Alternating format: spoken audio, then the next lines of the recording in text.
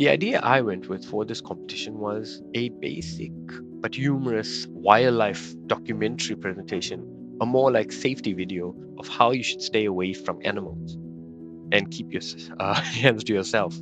So, in order to do this, I used a base free motion from Rococo Studio that they provided a while back as part of their old competitions.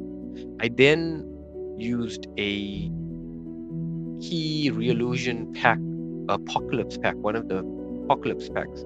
I then started using the base morphs to get the base character shape and started designing the character from there, focusing on like more friendlier guy feel, who was going to be a like adventurer in the forest with his scruffy hair and tattered clothing. To get the tattered clothing, I used opacity maps to get the torn look, and then I started texturing to get the wet look by using high specular and adjusting the normals.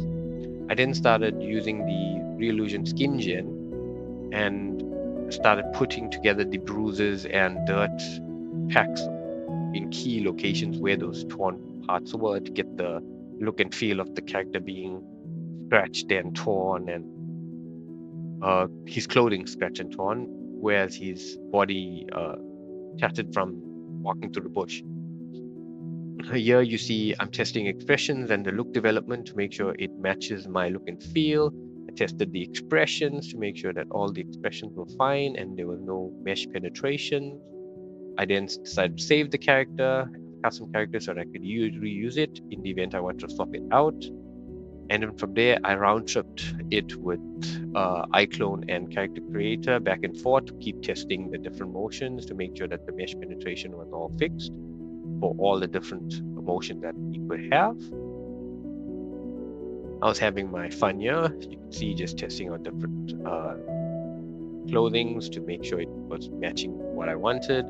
I felt a darker, more muddy tone looked better as it would match the forest wildlife look.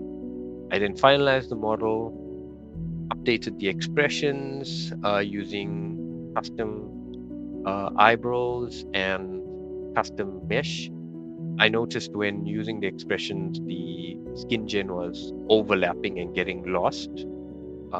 This custom maps were getting lost, so I had to basically keep the normal maps but remove the diffusers so that it maintained the look when all the movements were done.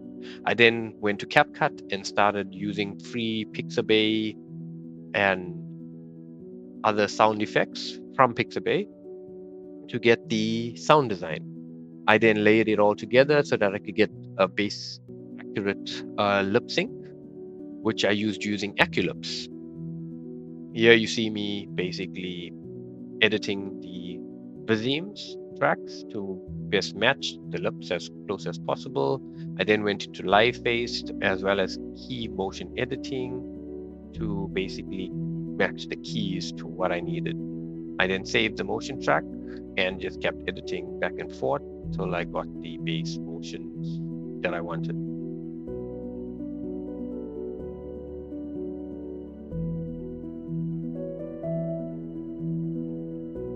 At this point, most of the animations were good, and I started finalizing camera cut tracks, making sure that everything was as I wanted it. The cameras were a bit hard to do. In order to get the environment right, I used an HDRI to provide the best lighting. I then saved the project and then did a round trip into Unreal Engine 5, where most of the motions and design just came across quite seamlessly. I then did a final render test. This wasn't a final render, but it was the look test that I needed for the motions to get an idea of how the HDRI would play. And that's pretty much how I did it in less than 36 hours.